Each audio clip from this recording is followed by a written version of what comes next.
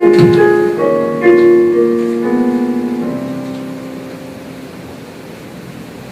own darling Oscar, I have just received your letter, and your letters always make me mad for joy, and yet more mad to see you and believe once again that you are mine, and that it's not a dream but a living reality that you love me.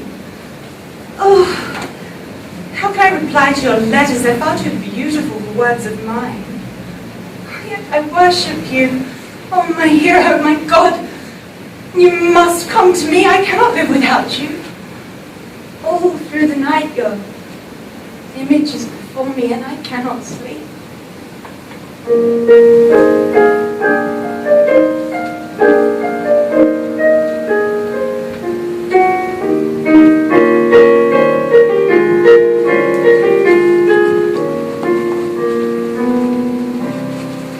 New York Times, May 29th, 1884. Mr. Oscar Wilde was married today in Chelsea, London.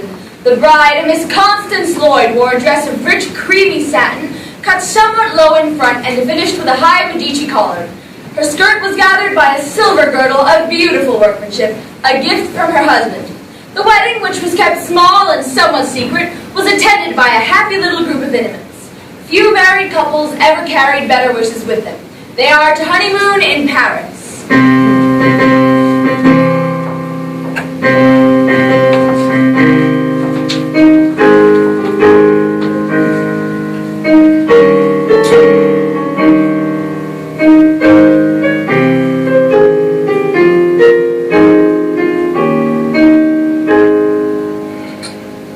April 11th, 1895.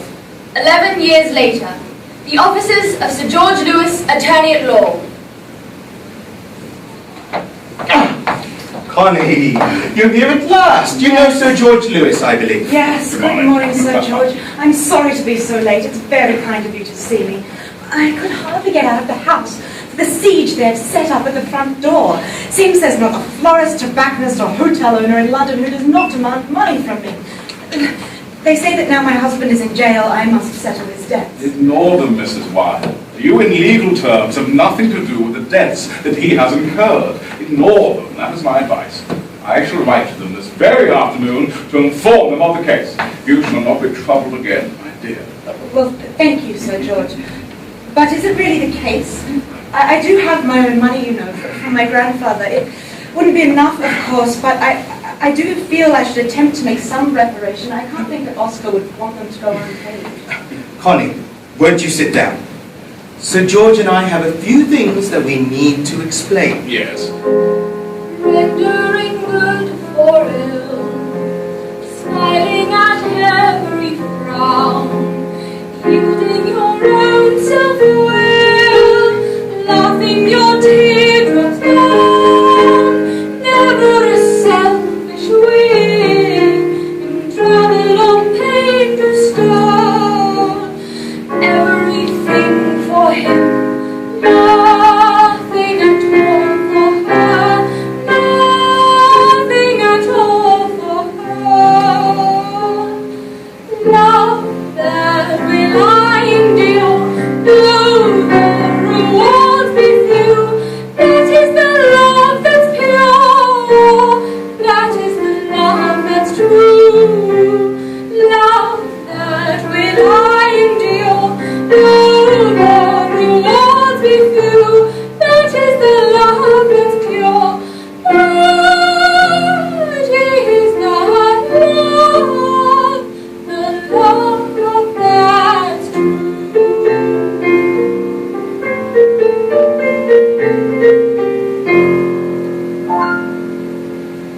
June 1885, 10 years earlier, the Wilds' tight street home.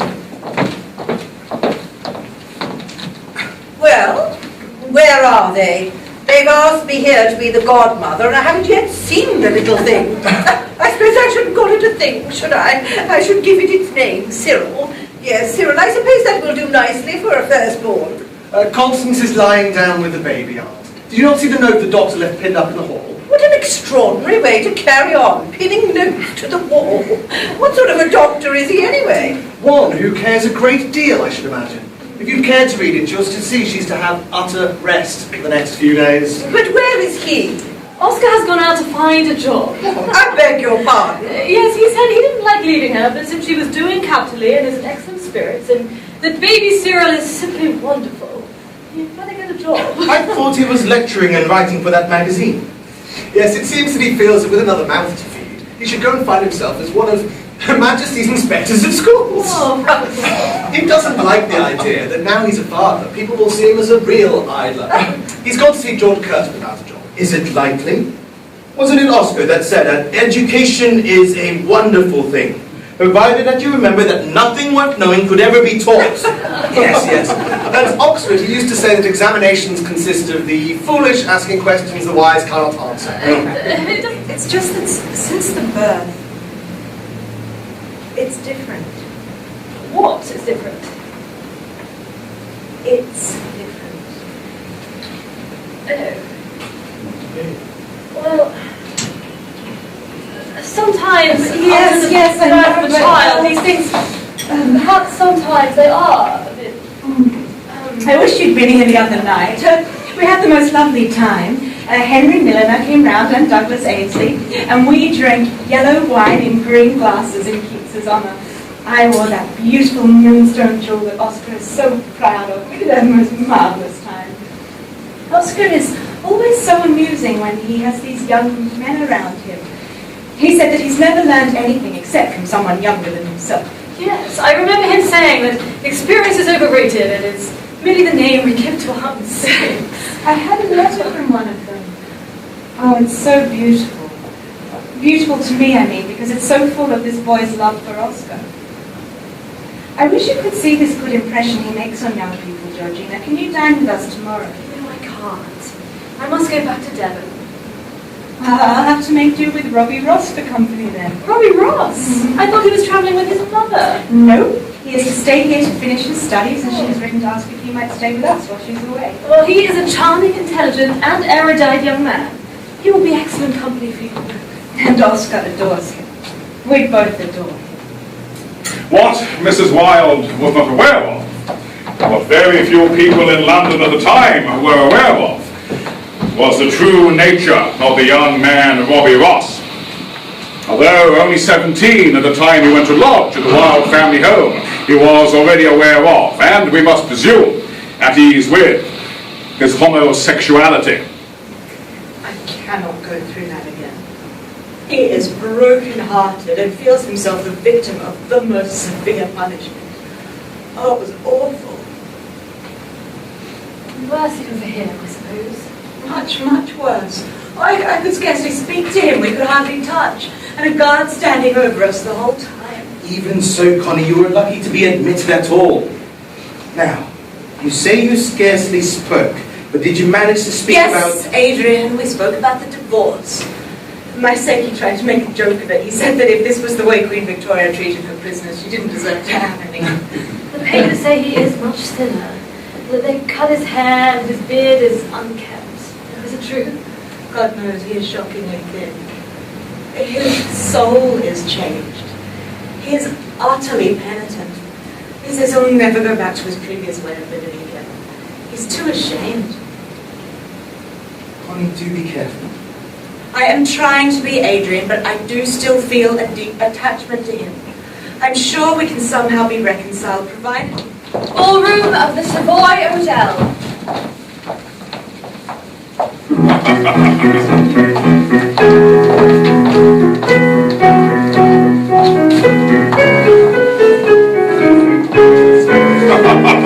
Did you see him downstairs? The great Oscar Wilde holding court, wineglass in hand, acolytes at his feet. I wonder that she tolerates it. No, you mistake my niece completely, Sir George.